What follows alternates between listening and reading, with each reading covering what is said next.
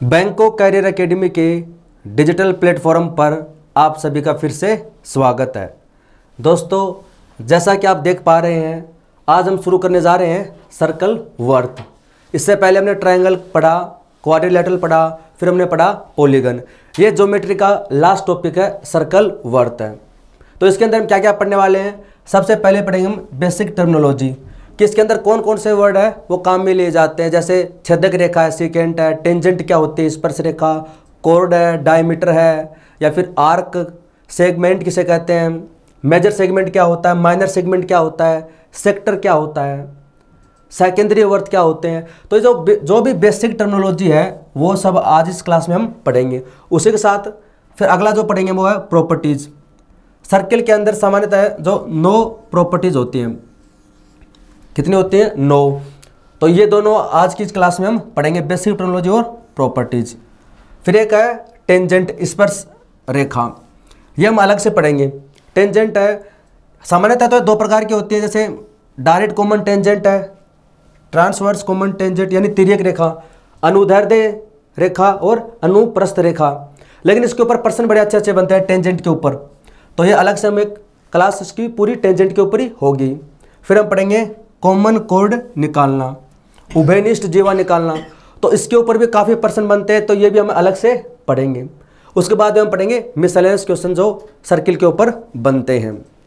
तो सबसे पहले हम शुरुआत करते हैं बेसिक से कि सर्किल होता क्या है, सर्किल किसे कहते हैं, क्या क्या इसके अंदर वर्ड यूज किए जाते हैं।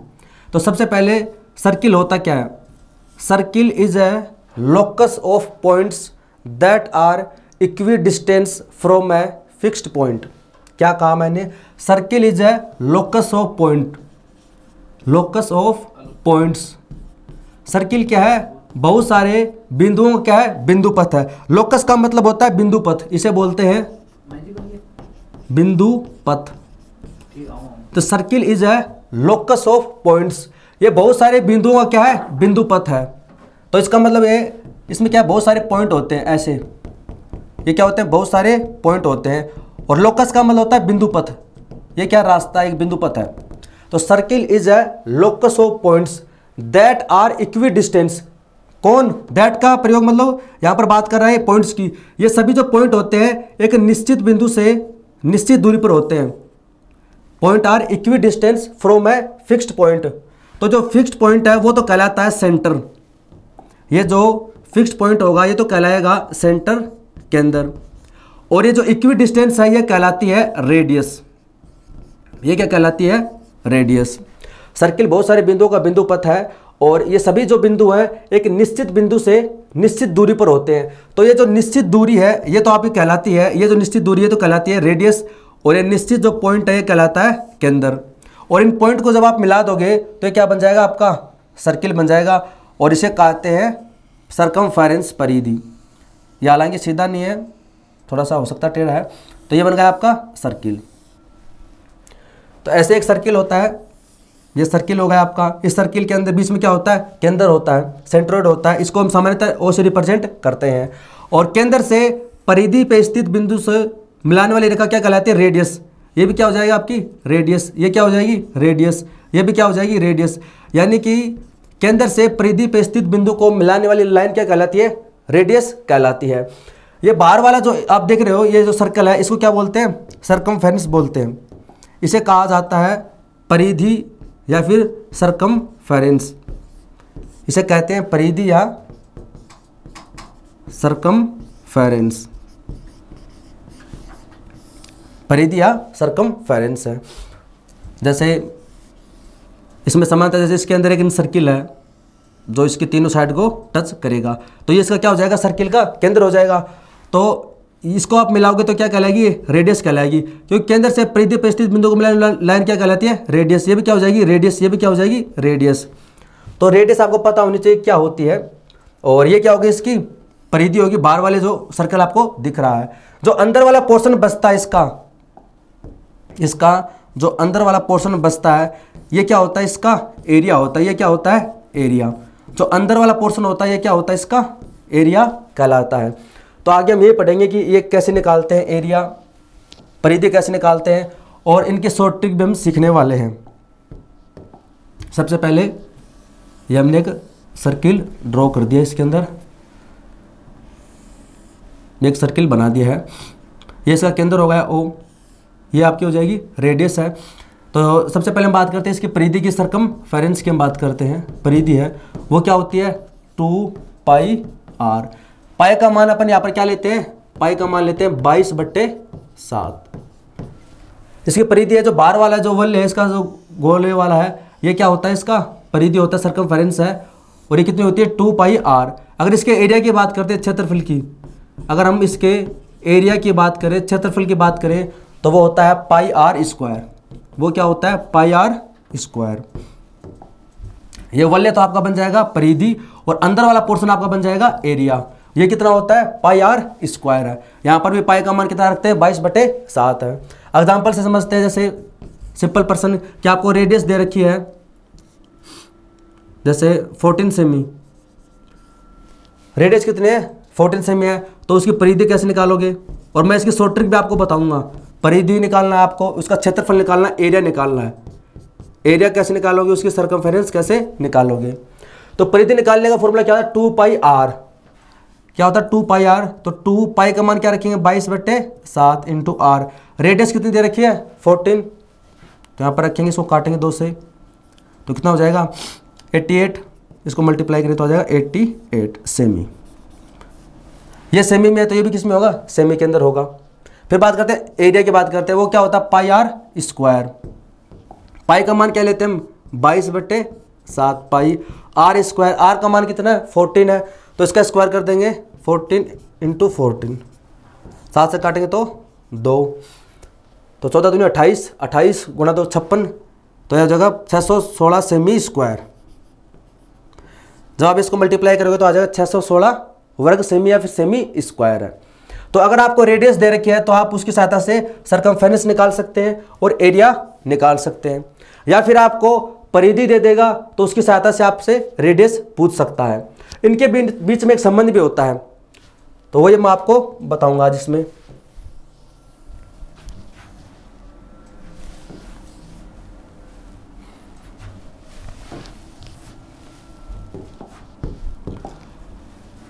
रेडियस है, ये आपकी परिधि है 2πr, और इधर एरिया πr² है। ये तो आपका होता है एरिया, और ये आपकी हो जाएगी सरकमफेरेंस परिधि, और ये रेडियस है। अगर आपकी रेडियस अगर 7 सेमी है, अगर रेडियस है वो 7 सेमी है, तो परिधि कितनी हो जाएगी 44 सेमी हो जाएगी। रेडियस अगर 7 सेमी है तो परिधि कितनी हो जाएगी 44, और एरिया कितना हो जाएगा 154 सेमी स्क्वायर। ये होता है सेमी स्क्वायर में, और ये हो जाएगा आपका सेमी में, और ये सेमी में। ये इनका रेशियो होता है 7:44:154। अगर रेडियस आपको 7 दे रखी है तो यहाँ से आप, अगर ये 7 है कितना हो जाएगा 44, 44, ये कितना हो जाएगा 154। ये रेशियो अगर आप याद कर लेते हैं तो आपको पर्सन में निकालने की जरूरत नहीं पड़ेगी। सपोज आपको दे रखा रेडियस है कितनी है 14 सेमी है, तो परिधि बताइए। आपको पता है कि अगर रेडियस 7 है तो परिधि कितनी होगी 44। अब यहाँ पर रेडियस कितनी है 14, यानी इसकी 2 गुना है, इसकी क्या हो जाएगी 2 गुना, कितनी है 14 है, तो इसका भी 2 गुना कर दो, परिधि कितनी हो जाएगी 88। ऑटोमेटिक, आपको निकालने की जरूरत नहीं पड़ेगी। अगर आपने रेशियो याद कर रखा है 7:44:154 है, ये कितना हो जाएगा इसका 2 गुना, ये कितना हो जाएगा 2 गुना। लेकिन यहाँ पर क्या होता है πr² होता है। यहाँ पर r एक बार यूज हुआ है, ये एक बार, ये क्या है स्क्वायर, तो इस बार यहाँ पर आपको स्क्वायर करना पड़ेगा। कितना गुना 2 गुना 2 गुना 2 का स्क्वायर कर दो 4, यहाँ पर कितना हो जाएगा 4 गुना हो जाएगा, यानी 4 चौक 4 गुना 4 16, 1 और 61, 616 सेमी स्क्वायर, जो अभी हमने निकाला था। अगर आप रेशो याद कर लेते हो तो आप ऐसे निकाल सकते हो।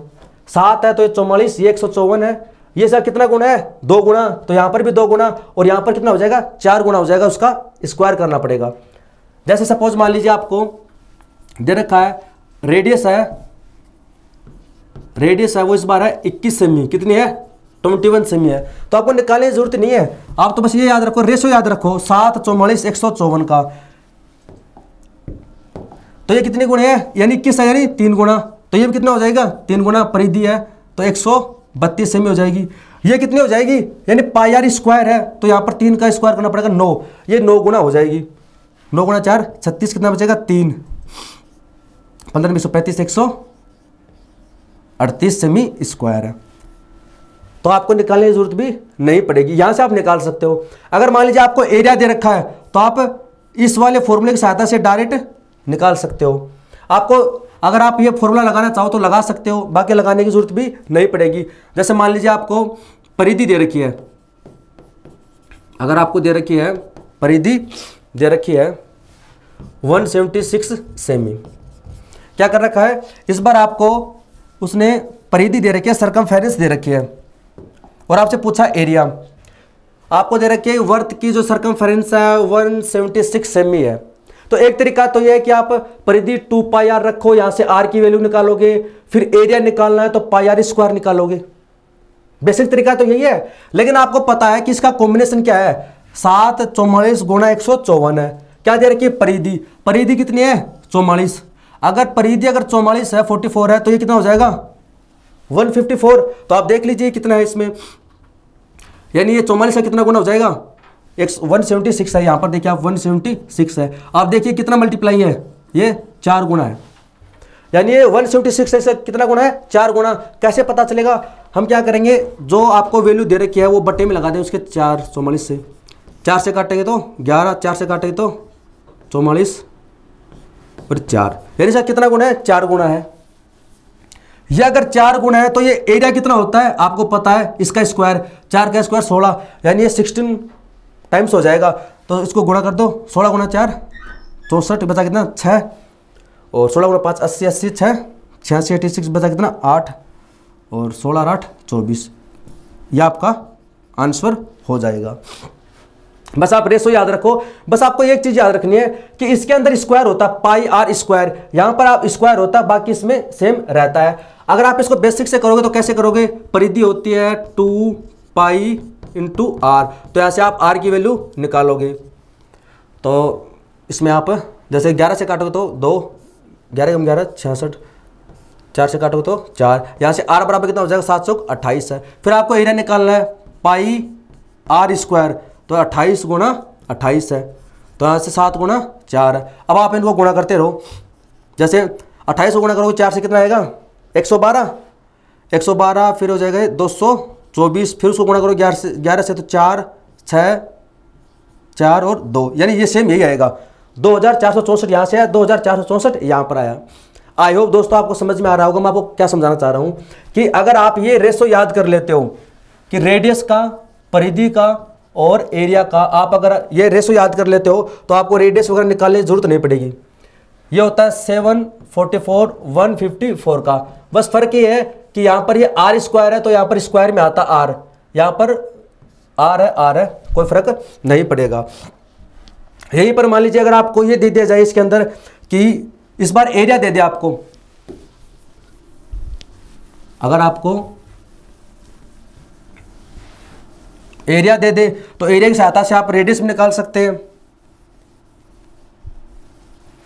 जैसे इस बार आपको दे दे कि वर्त का जो एरिया है, क्षेत्रफल है, वो है 1232 मीटर स्क्वायर है।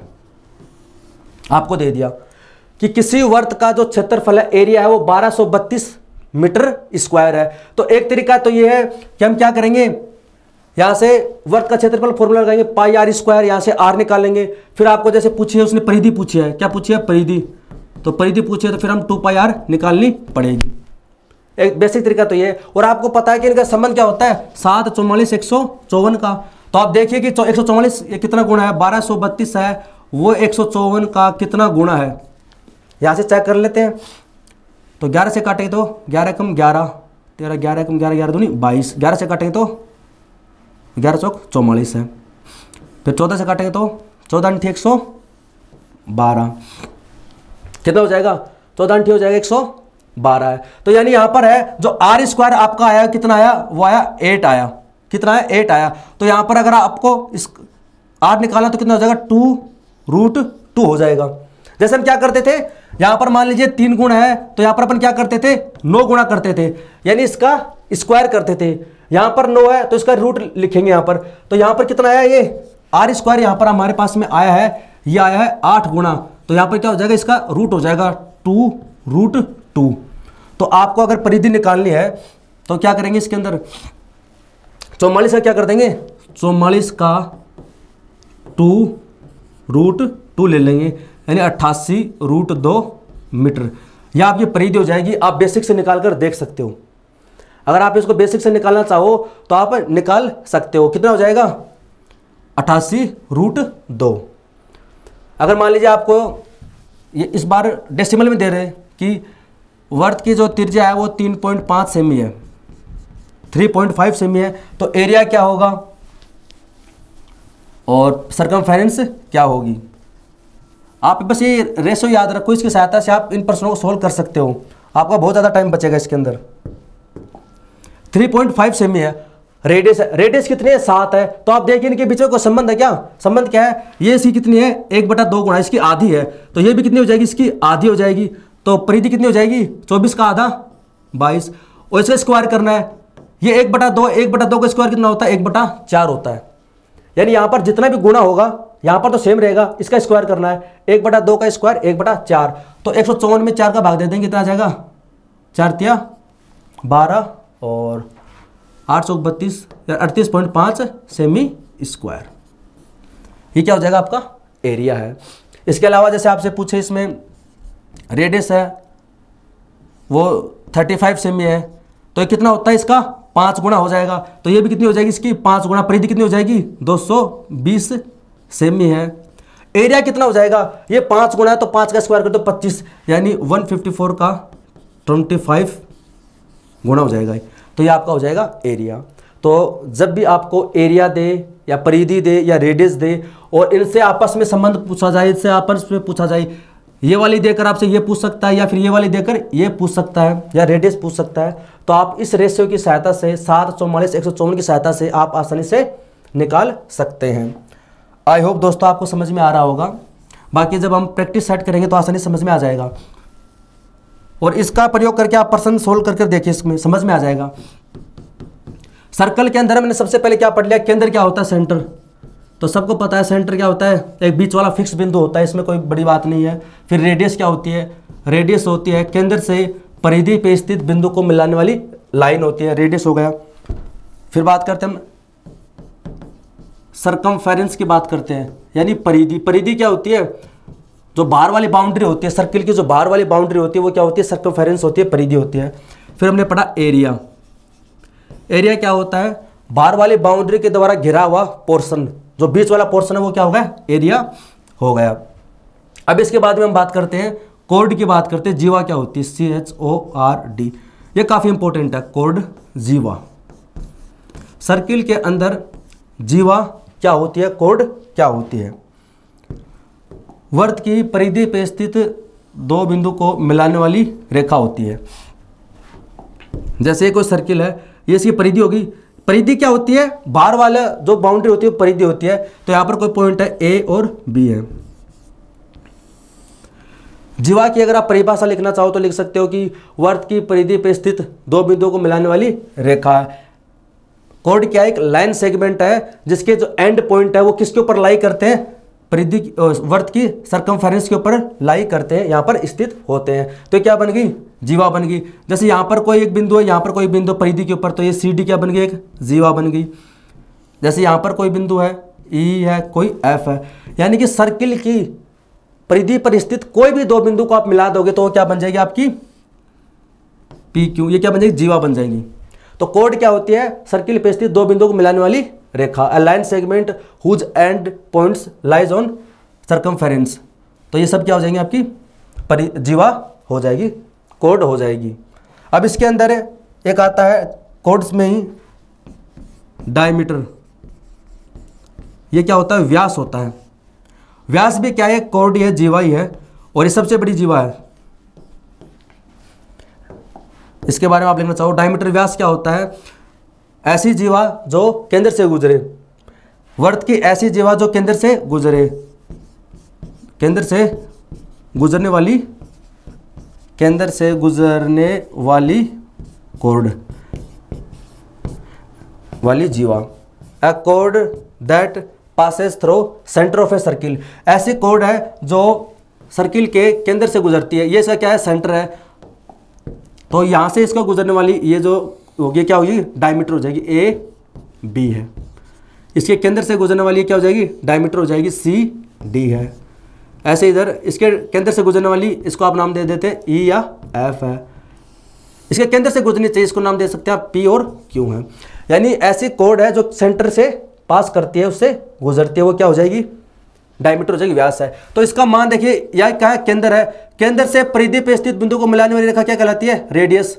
और ये भी क्या हो जाएगी, रेडियस। तो आप क्या कह सकते हैं, इसमें जो ई एफ है, जो डायमीटर, वो क्या है, 2r है। क्या है, 2r है। तो जो व्यास होता है उसका मान कितना होता है, त्रिज्या का 2 गुना होता है। ये सिंपल सी बातें आपको पता भी होंगी, लेकिन हम सब कुछ चीज़ पढ़ेंगे, कोई भी चीज़ छोड़ने वाले नहीं है। ऐसे ही आपके जो ए बी जो डायमीटर है वो भी कितनी हो जाएगी, 2r हो जाएगी। तो जो डायमीटर होता है, व्यास होता है, वो त्रिज्या का 2 गुना होता है। ये बेसिक चीज़ आपको पता है, लेकिन इंपॉर्टेंट चीज़ क्या है वो हमें पढ़नी है इसके अंदर, डायमीटर से संबंधित इंपॉर्टेंट चीज़ इसमें हमारे लिए क्या है वो देखता हूं।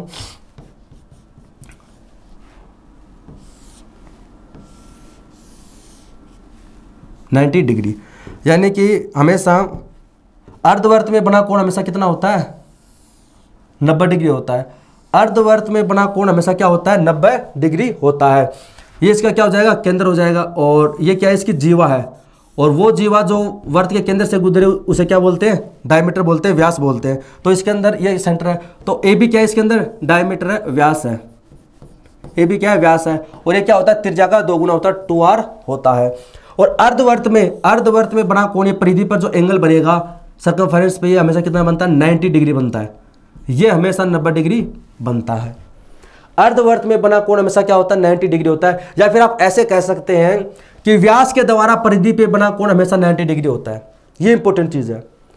Angle subtended by diameter at the circumference is 90 degree.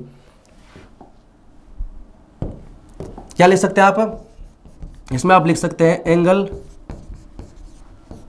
Subtended by diameter at circumference, परिधि पर जो एंगल सबटेंड किया जाता है इज ऑलवेज 90 डिग्री। वो हमेशा कितना होता है, 90 डिग्री होता है। यानी ये इंपॉर्टेंट चीज़ है कि व्यास के द्वारा वर्त की परिधि पे बना कोण कितना होता है, हमेशा 90 डिग्री होता है। या फिर अर्धवर्त में बना कोण कितना होता है, ये जो सेमी सर्किल आपका ऊपर वाला बनेगा, इसमें बना जो एंगल कितना होता है, इसके द्वारा बना एंगल हमेशा 90 डिग्री होता है। और समकोण त्रिभुज आ गया तो वो सारी जो हमने समकोण त्रिभुज पढ़ा था वो सारी प्रॉपर्टीज इसमें लागू होंगी। अब आप देख सकते हैं ये ABC है, ये क्या समकोण है, और ये सब क्या बन जाएगा, मिड पॉइंट। और मैंने आपको बताया था कि समकोण त्रिभुज के अंदर 90 डिग्री के सामने क्या होता है, हाइपोटेनस। 90 डिग्री के सामने क्या है, हाइपोटेनस का कर्ण है। और कर्ण का मध्य बिंदु क्या होता है, परिकेंद्र होता है, सर्कम सेंटर होता है, परिकेंद्र होता है। तो यहाँ पर भी आप देख सकते हैं इसका परिकेंद्र सर्कम सेंटर है, ये कितनी बन जाएगी, R बन जाएगी। ये कितनी बन जाएगी, R। सारी प्रॉपर्टीज वही लग रही है, ठीक है। तो ये इसमें हो गया डायमीटर। कोड क्या होती है हमने इसमें पढ़ लिया, कोड क्या होती है, जीवा क्या होती है। अब इसके अंदर पढ़ेंगे हम टेंजेंट। इसके ऊपर काफी अच्छे प्रश्न बनते हैं। इसमें टेंजेंट है स्पर्श रेखा, ये अलग से हम टॉपिक पढ़ेंगे। इसके ऊपर काफी अच्छे प्रश्न बनते हैं। स्पर्श रेखा है, स्पर्श रेखा क्या होती है, ऐसी रेखा जो वर्त को केवल एक ही बिंदु पर टच करती है। एक सर्किल है तो ऐसी कोई भी एक लाइन है जो सर्किल को केवल एक ही बिंदु पर टच करती है। ऐसी कोई भी लाइन है जो सर्किल को केवल एक ही बिंदु पर टच करती है, वो क्या कहलाएगी, वो कहलाएगी टेंजेंट कहलाएगी। ऐसी कोई भी लाइन जो सर्किल को एक ही बिंदु पर टच करती है। तो यहां से आप देख सकते हैं ये सर्किल है, तो ये वाली जो रेखा इसको एक ही बिंदु पर टच कर रही है। ये यहाँ पर एक ही बिंदु पर टच कर रही है, एक ही बिंदु पर टच कर रही है। तो इसका मतलब इसको मैं नाम दे देता हूं A, B और ये C। तो यहाँ से जो AB है और जो BC है और जो AC है, ये सब क्या है, टेंजेंट है सर्किल की। ये सब क्या कहलाएंगे, सर्किल की टेंजेंट कहलाएंगी। और जो भी टेंजेंट की प्रॉपर्टीज है वो सारी इसमें लागू होंगी। मैं आपको बताऊंगा कौन कौन सी प्रॉपर्टीज होती हैं। सबसे पहले टेंजेंट होता क्या है कि ऐसी रेखा जो सर्किल को केवल एक ही पॉइंट के ऊपर टच करती है। तो ये लाइन तो क्या कहलाएंगे, टेंजेंट। और ये बिंदु क्या कहलाएगा, ये कहलाएगा पॉइंट ऑफ कॉन्टैक्ट। इसको बोलते हैं स्पर्श बिंदु, इसके बोलते हैं पॉइंट ऑफ कॉन्टैक्ट या टचिंग पॉइंट बोलते हैं इसको। यानी ये वाला जो पॉइंट है जहां पर जैसे इसको नाम देते थे पी, इसको नाम देते थे क्यू, इसको नाम देते थे आर। तो जहां पर ये टच करती है तो पी क्यू आर क्या बन गए, पॉइंट ऑफ कॉन्टैक्ट या स्पर्श बिंदु बोलते हैं इसको, क्या टचिंग पॉइंट बोलते हैं जहां पर ये टच करती हैं। तो इसके अंदर जैसे ये एक सर्किल, एक स्क्वायर है और स्क्वायर के अंदर एक सर्किल है। ये सीधे नहीं बन रहे हैं तो आप समझ जाना कि सीधे ही हैं। मैथ के विद्यार्थी हो तो इतना तो आप मान सकते हो, ठीक है। ये एक स्क्वायर है तो ये इसके अंदर क्या एक सर्किल है, तो यहाँ पर ये टच कर रही है, यहाँ पर ये टच कर रही है, यहाँ पर ये टच कर रही है और एक ही बिंदु पर टच कर रही है। तो इसको मैं नाम देता हूँ जैसे ए बी सी और डी है। तो ए बी है, साइड बी सी है, साइड सी डी है, साइड ए डी, सब क्या है, टेंजेंट कहलाएंगी। ये सब क्या कहलाएंगी, टेंजेंट कहलाएंगी। और इसकी एक प्रॉपर्टी होती है, वो क्या होती है, रेडियस है वो टेंजेंट से हमेशा 90 डिग्री का कोण बनाती है। इसमें ये क्या होगा, केंद्र होगा, इसमें क्या है, केंद्र है। तो जब आप इसको मिलाओगे इस पॉइंट से जहां पर स्पर्शरेखा टच करती है तो हमेशा 90 डिग्री का एंगल बनेगा। ये हमेशा 90 डिग्री का एंगल बनेगा, ये हमेशा 90 डिग्री का एंगल बनेगा, ये हमेशा क्या बनेगा, 90 डिग्री का एंगल। यही इसकी प्रॉपर्टी है। इसका केंद्र कहां होगा, यहां। तो इस पॉइंट को मिलाओगे आर से तो स्पर्श रेखा से जो एंगल बनेगा वो क्या बनेगा, 90 डिग्री। स्पर्श रेखा से, तो स्पर्श रेखा से जो एंगल बनेगा वो क्या बनेगा, 90 डिग्री। तो इसमें आप लिख सकते हो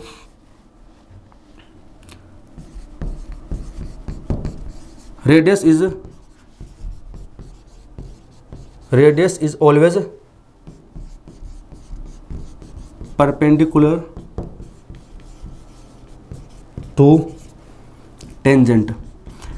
कि रेडियस है वो हमेशा टेंजेंट पे क्या होती है, परपेंडिकुलर होती है। रेडियस है वो हमेशा परपेंडिकुलर होती है किस पर, टेंजेंट पर। तो स्पर्श रेखा और रेडियस के बीच में जो एंगल बनेगा हमेशा कितना बनेगा, 90 डिग्री बनेगा। तो यहां से फिर ये प्रॉपर्टीज है इस पे काफी % बनते हैं। तो आपको पता होना चाहिए कि रेडियस में और टेंजेंट के बीच में जो एंगल है वो कितना होगा, 90 डिग्री। ये काफी इंपॉर्टेंट पॉइंट है और यहां से काफी % पूछे जाते हैं। फिर इसकी काफी प्रॉपर्टीज भी बनती है कि बाहरी बिंदु से वर्त पे खींची गई टेंजेंट वो इक्वल होती है। तो यहां से ए पी बराबर होगा ए आर। ये सब चीजें आगे पढ़ेंगे हम, स्पेशल इसको मेंशन किया मैंने टेंजेंट के नाम से। तो इस पर पूरा 1 घंटा हम बाद में लगाने वाले हैं। अभी तो बस बेसिक चीजें सीख लो कि ये इसके ऊपर क्या होती है, 90 डिग्री होती है और ये 90 डिग्री बन गया है तो इसमें फिर कॉन्सेप्ट भी अच्छे अच्छे बनते हैं। ये हो गया इसके अंदर टेंजेंट है। अभी हम बेसिक चीजें पढ़ रहे हैं, इसकी बेसिक टर्मिनोलॉजी इसमें क्या क्या यूज होने वाली है। बाद में हम इसकी प्रॉपर्टीज भी शुरू करेंगे। एक इसके अंदर होती है सीकेंट। सीकेंट क्या होती है, छेदक रेखा। इस पे भी काफी अच्छे पर्सन बनते हैं। छेदक रेखा होती है, सीकेंट होती है छेदक रेखा। जैसे इसका मतलब क्या होता है, एक ऐसी रेखा, एक ऐसा लाइन सेगमेंट है जो सर्किल को 2 अलग अलग पॉइंट पर टच करता है या फिर इंटरसेक्ट करता है। क्या परिभाषा होगी, अ line segment which intersect the circle eight 2 different points. एक ऐसी रेखाखंड जो वर्त को 2 अलग अलग बिंदुओं पर प्रतिच्छेद करता है। जैसे ए बी क्या एक रेखा है तो ये सर्किल को यहाँ पर मान लीजिए पॉइंट पी पर प्रतिच्छेद करती है, पॉइंट क्यू पर प्रतिच्छेद करती है। तो ये क्या कहलाएगी, ए बी क्या कहलाएगी, इसमें ए बी बन गई।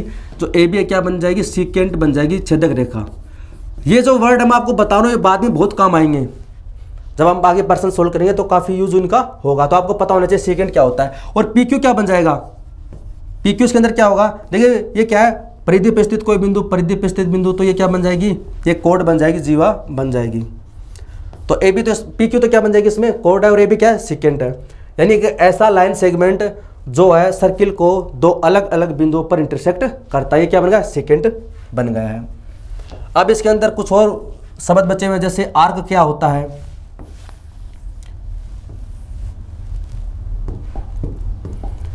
आपने आर्क का नाम सुना होगा, चाप। आर्क यानी चाप जिसे बोलते हैं। ये क्या होता है, जैसे सर्किल है और इस सर्किल के ऊपर कोई भी 2 बिंदु ले लेते हैं हम। जैसे हमने यहाँ पर एक बिंदु ले लिया ए और कोई बिंदु ले लिया बी है। तो यहाँ पर इन दोनों बिंदुओं को मिलाएंगे तो ये परिधि वाला जो पोर्शन है, परिधि वाला जो पोर्शन है इसको क्या बोलते हैं, इसको आर्क बोला जाता है। इसको क्या नाम देते हैं, आर्क नाम देते हैं। तो आर्क चाप क्या होती है, परिधि पे स्थित कोई भी दो बिंदुओं को मिलाने वाली जो वक्र रेखा होती है यह क्या कहलाती है, आर्क कहलाती है। और जिस प्रकार से रेखा को रिप्रेजेंट करते हैं ऐसे सीधे, क्योंकि वो सीधी होती है, तो आर्क को कैसे रिप्रेजेंट करते हैं, ऐसे रिप्रेजेंट करते हैं। यानी जो आर्क होती है वो चाप होती है, वो स्ट्रेट नहीं होकर कर्व होती है, वक्र होती है। तो इसका जो रिप्रेजेंट करते हैं और तरीका होता है वो इस प्रकार से होता है, थोड़ा सा घुमावदार। तो इसको ऐसे रिप्रेजेंट करते हैं। तो यानी इसके अंदर ए बी क्या है, ए बी है वो एक आर्क, तो लिखेंगे ए बी। और इस प्रकार से मतलब क्या है कि ए बी क्या है, एक आर्क है। आर्क क्या हो गया कि परिधि पे स्थित दो बिंदुओं को मिलाने वाली जो रेखा है, ये वाली रेखा, ये क्या बन जाएगी, आर्क बन जाएगी। तो अब आर्क दो प्रकार की हो गई, ये भी क्या है, आर्क है। जब आपने इसको ऐसे मिलाया तो आप इसको ऐसे भी तो मिला सकते हो। आप कहोगे कि मैम हम इसको इस बार ऐसे मिलाएंगे, तो ये भी क्या है, एक आर्क है। तो इस आर्क को तो बोला जाता है मेजर आर्क, बड़ा चाप, मेजर आर्क इसे बोलते हैं, मेजर आर्क, बड़ा चाप। और इधर वाला जो रेड वाला पोर्शन इसको बोलते हैं माइनर आर्क, माइनर आर्क यानी छोटा चाप है। तो इसके अंदर इधर दो आर्क बन गए, मेजर और माइनर। आर्क क्या होता है मैंने आपको बता दिया। और इसके अंदर एक फॉर्मूला भी होता है, कोण बराबर चाप बटे त्रिज्या। एक फॉर्मूला होता है कि जब आपको थीटा निकालना हो, कोण निकालना हो, तो इसका फॉर्मूला होता है आर्क अपॉन रेडियस। ये यूज आगे करेंगे हम। और इसके अंदर जो एंगल होता है वो हमेशा रेडियन में होता है। किस में होता है, रेडियन में। अगर जैसे मान लीजिए आपको लिखा है 30 डिग्री, इसका मतलब एंगल किस में है, डिग्री में है। तो उसी प्रकार से डिग्री को साइन क्या होता है, इस प्रकार से होता है। रेडियन का साइन क्या होता है, स्मॉल सी होता है। जैसे पाई हल्का सा सी लगाया जाता है ऊपर, इसका मतलब किस में, रेडियन के अंदर है। तो इस वाले फॉर्मूले को आगे हम यूज करेंगे, अभी नहीं। लेकिन कोण बराबर चाप बटे त्रिज्या होता है। तो इस फॉर्मूले से आता है आप ये आर्क आसानी से निकाल सकते हैं। तो ये क्या होगा, इसके अंदर आर्क होगी। आर्क क्या होती है, अब हम बात करते हैं आर्क के बाद में सेक्टर, तिर्जे खंड। इसके अंदर एक सेक्टर होता है जिसे बोलते हैं तिर्जे खंड। यानी जैसे नाम से पता चल रहा है तिर्जे खंड, यानी वर्त का वह पोर्शन, वह भाग जो त्रिभुज के समान हो। ये क्या एक सर्किल है। और तो जैसे मान लीजिए इसके ऊपर ये आर्क है, इसको नाम दे दिया हमने ए और बी। तो सबसे पहले सेक्टर होता है, तिर्जे खंड होता है। इसकी परिभाषा क्या होगी, वर्त का वह भाग जो त्रिज्या वह आर्क के द्वारा घिरा होता है। अ portion that is covered by radius and arc. तो जैसे ये क्या है, सेंटर इसका, और ये ओ ए क्या कहलाएगी, रेडियस कहलाएगी, ओ बी क्या कहलाएगी, रेडियस कहलाएगी, और ये जो ए बी है ये क्या कहलाएगी, आर्क कहलाएगी। तो इसके जो बीच वाला पोर्शन है इसका, ये वाला जो पोर्शन है, वर्त का वह भाग जो त्रिज्या वह आर्क के द्वारा घिरा रहता है उसे क्या बोलते हैं, सेक्टर बोलते हैं, तिर्जे खंड बोलते हैं। तो इसके अंदर जो ओ ए बी है, ये वाला जो पोर्शन है ओ ए बी है, इसको नाम दिया ओ ए बी। ये क्या कहलाएगा, सेक्टर कहलाएगा, तिर्जे खंड कहलाएगा। ये कहलाएगा, सेक्टर कहलाएगा। तो इसका मान हम निकाल भी सकते हैं। ये क्या कहलाएगा, तिर्जे खंड कहलाएगा। सपोज इसका जो एंगल है वो कितना है, थीटा है। आपको पता है कि अंदर वाला पोर्शन क्या होता है, एरिया। मैंने शुरुआत में आपको बताया था। तो एक तरीके से क्या है, ये वर्त का एरिया ही तो है, छोटा सा भाग है। ये टोटल एरिया कितना होता है, पाई आर स्क्वायर होता है। टोटल एरिया होता है पाई आर स्क्वायर। टोटल एरिया मतलब ये पूरा भाग। और एक बिंदु के चारों ओर जो एंगल होता है वो कितना होता है, 360। यानी हम कह सकते हैं कि 360 डिग्री का मान कितना है, पाई आर स्क्वायर। तो 1 डिग्री का मान कितना हो जाएगा, पाई आर स्क्वायर बटे 360। आपको निकालना क्या है, माना ये एंगल कितना है, थीटा, तो आप गुणा कर दोगे थीटा से, तो आप ये वाला एरिया निकाल सकते हैं। अगर आपको कभी भी ये वाला एरिया निकालना हो तो आप ऐसे निकाल सकते हैं। जैसे मैं दोबारा बनाता हूँ इसको। ये क्या है, एक सर्किल है और ये ओ है, तो ये ए बी इसकी रेडियस हो जाएगी, ये भी रेडियस हो जाएगी बी, और ये क्या बन गया, एक आर्क बन गया। और इनके बीच का जो एरिया है क्या कहलाएगा, सेक्टर कहलाएगा। और ये एंगल मान लीजिए रेडियस के बीच में कितना है, थीटा है। तो अगर आपको ओ ए बी ये वाला जो पोर्शन निकालना है, इसका एरिया निकालना है, तो आपको पता है टोटल एरिया कितना होता है, पाई आर स्क्वायर। और टोटल किसका होता है, यानी 360 डिग्री। 360 डिग्री का मान पाई आर स्क्वायर, तो 1 डिग्री का मान पाई आर स्क्वायर बटे 360, और आपको किसका निकालना है, थीटा का निकालना है। तो एक का मान इतना आ गया तो थीटा को से गुणा कर देंगे, टोटल आपको एरिया आ जाएगा। इसे क्या बोलते हैं, सेक्टर तिरछे खंड बोला जाता है। और इसमें जैसे एक बच गया, इसके अंदर सेगमेंट बच गया, सेक्टर हो गया, तिरछे खंड हो गया, अब बचता है इसके अंदर सेगमेंट यानी वर्त खंड। सेगमेंट क्या होता है, सेक्टर होता है जो रेडियस हुआ है आर्क के द्वारा घेरा पोर्शन होता है। सेगमेंट क्या होता है, जो कॉर्ड के द्वारा वर्त को दो भागों में बांटा जाता है, इसको बोलते हैं सेगमेंट यानी वर्त खंड। यानी वर्त के जो दो भाग होते हैं उसको सेगमेंट बोलते हैं। और ये किसके द्वारा बनता है, ये बनता है कॉर्ड के द्वारा, जीवा के द्वारा। जैसे एक सर्किल है ये, ठीक है, और इसके अंदर आपने कोई कॉर्ड ले लिया है, कोई जीवा ले लिया आपने, ये इसको नाम दे दिया ए और ये नाम दे दिया बी। ए बी क्या है, इसके अंदर एक जीवा कॉर्ड है, तो यहाँ पर आप लिख सकते हैं कि ए बी क्या है, एक कॉर्ड है, एक जीवा है, ये एक जीवा है। तो वर्त की जीवा है, वर्त को दो पोर्शन में डिवाइड करती है। वर्त की जो जीवा है वर्त को दो सेगमेंट में विभाजित करती है। एक वो वाला सेगमेंट जो नीचे है, ये वाला, इधर ये वाला पोर्शन, एक ये सेगमेंट हो गया, और एक सेगमेंट कौन सा हो गया, ऊपर वाला ये वाला पोर्शन। यानी वर्त की जो जीवा है वो वर्त को दो सेगमेंट में, दो वर्त खंड में विभाजित करती है। तो ये जीवा का नीचे वाला पोर्शन तो क्या हो जाएगा, इसको बोलते हैं माइनर सेगमेंट। माइनर का मतलब छोटा, माइनर सेगमेंट यानी लघु वर्तखंड। तो इस पोर्शन को बोला जाता है लघु वर्तखंड। ये सारे वर्ड आपके काम में आएंगे। अभी आपको लग रहा होगा शायद कि ये वर्ड हमारे किस काम आएंगे, लेकिन जब आप पर्सन सोल्व करोगे जहाँ पर लैंग्वेज में दिया जाएगा आपको सेगमेंट है, तब वहाँ आपके काफ़ी काम आएंगे। और ऊपर वाले को क्या बोलते हैं, इसको बोलते हैं मेजर सेगमेंट। Major segment. तो एक आपका हो गया माइनर सेगमेंट, एक होगा मेजर सेगमेंट। देखने से पता चल रहा है। तो सेगमेंट बनता है किससे है, यानी वर्त की जो कॉर्ड है, जीवा है, वो वर्त को दो पोर्शन में डिवाइड करती है। ये क्या हो गया, सेगमेंट हो गया। अब यहाँ से एक फॉर्मूला बनता है, हमें तो फॉर्मूला नोट डाउन करना है, बाकी हमारे किसी काम का नहीं है। हमें तो उस फॉर्मूला लिखना है इसके।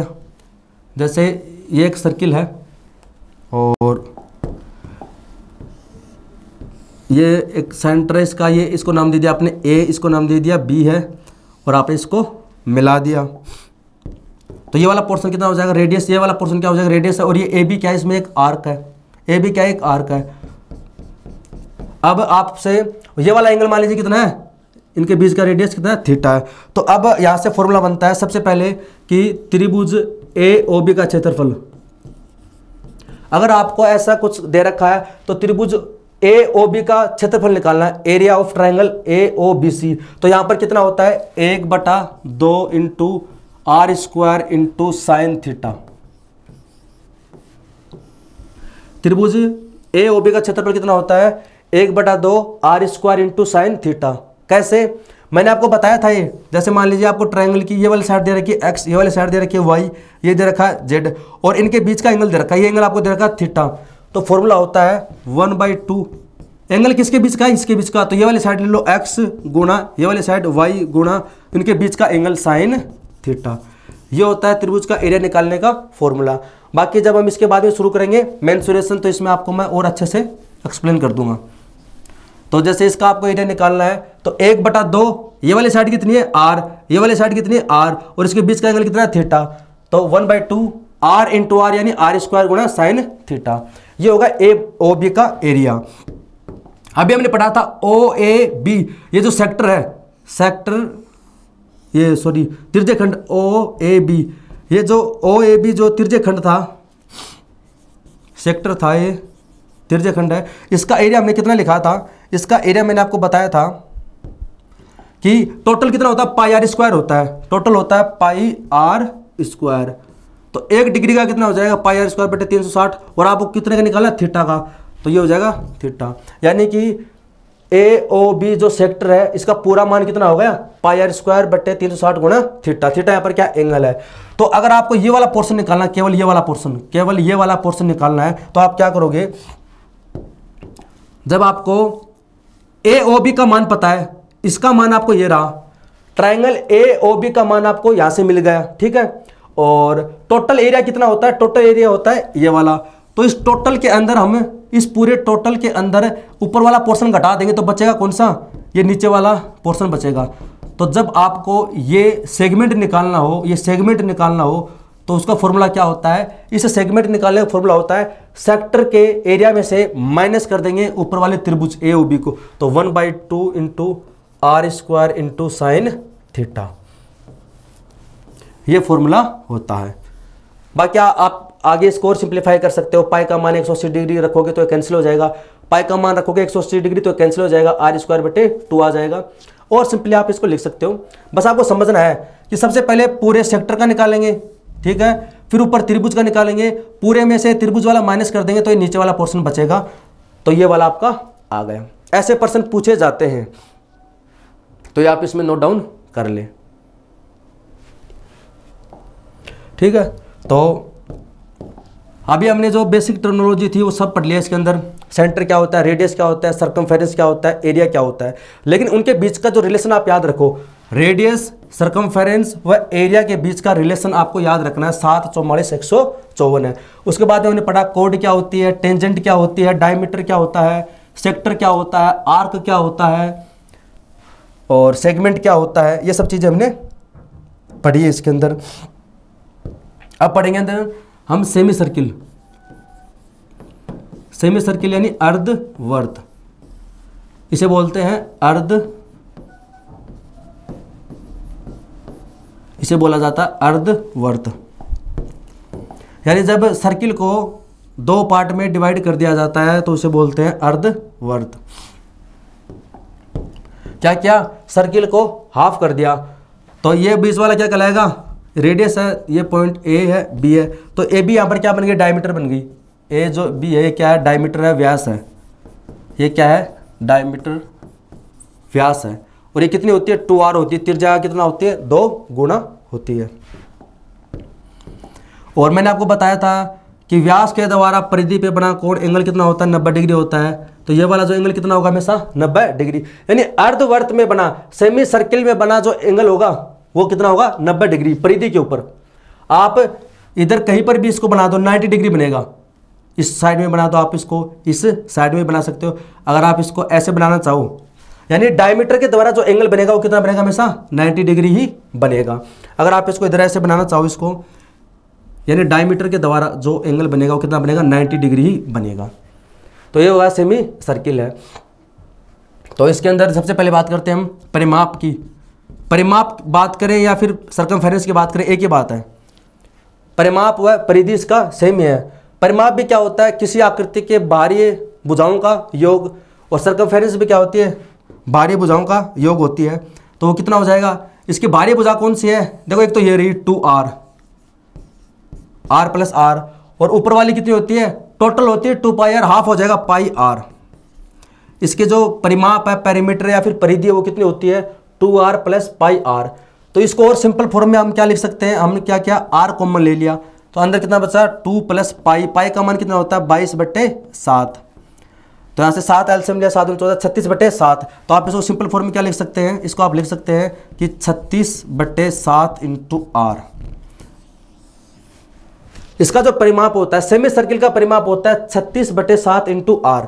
36/7 कहाँ से आया, R को कॉमन लेंगे, इधर बचेगा 2, इधर बचेगा पाई, यानी 22/7। तो ये आ जाएगा 36/7। तो इसका जो परिमाप होता है वो 36/7 × R होता है। तो आप इसको याद रखें। और इसके एरिया की बात करते हैं हम, इसके एरिया की बात करते हैं क्षेत्रफल की। तो πr² क्या होता है, टोटल का होता है, इसका आधा कितना हो जाएगा, πr²/2, πr²/2।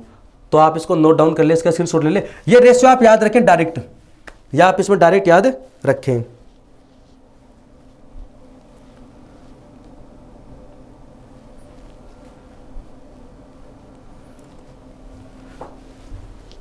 तो ये आपकी जो बेसिक टर्मिनोलॉजी थी वो सारी इसमें कंप्लीट हो गई है।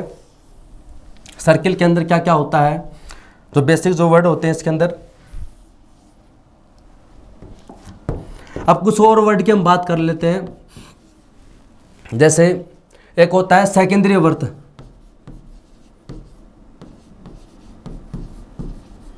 सकेंद्रीय वर्त या कॉन्सेंट्रिक सर्किल,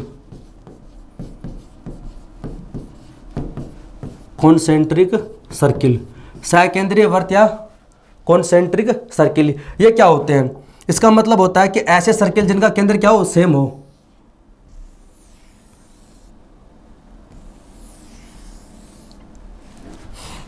ऐसे सर्किल जिनका केंद्र क्या हो, सेम हो, तो उसे क्या बोलते हैं? कॉन्सेंट्रिक सर्किल बोला जाता है। तो ये जो तीनों वर्त हैं, इनका जो केंद्र क्या होगा, वो सेम होगा। ये क्या हो जाएगी, रेडियस आर हो जाएगी। ये भी क्या हो जाएगी, रेडियस, इसको R1 नाम देते हैं तो इसको R2 दे देंगे, और ये क्या हो जाएगी, R3। तो R1 R2 R3 क्या है, रेडियस है। इसको बोलते हैं कॉन्सेंट्रिक सर्किल, सेकेंद्रीय वर्त है। आज की जो क्लास ली है हमने, उसमें हमने बेसिक शब्द पढ़े हैं कि कौन कौन से यूज होते हैं, क्या होता है, और कुछ फॉर्मूले पढ़े हैं। एक आपने रेशो पढ़ा था 7:44:154 का।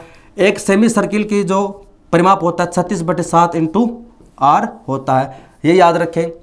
और इससे अगले वाली जो क्लास होगी उसके अंदर हम पढ़ेंगे प्रॉपर्टीज, सर्किल के जो भी प्रॉपर्टीज होते हैं कि कोण के द्वारा वर्त के केंद्र पर बना कोण परिधि का 2 गुना होता है, या फिर अल्टरनेट सेगमेंट थ्योरम क्या होती है, एकांतर वर्तखंड प्रमेय है।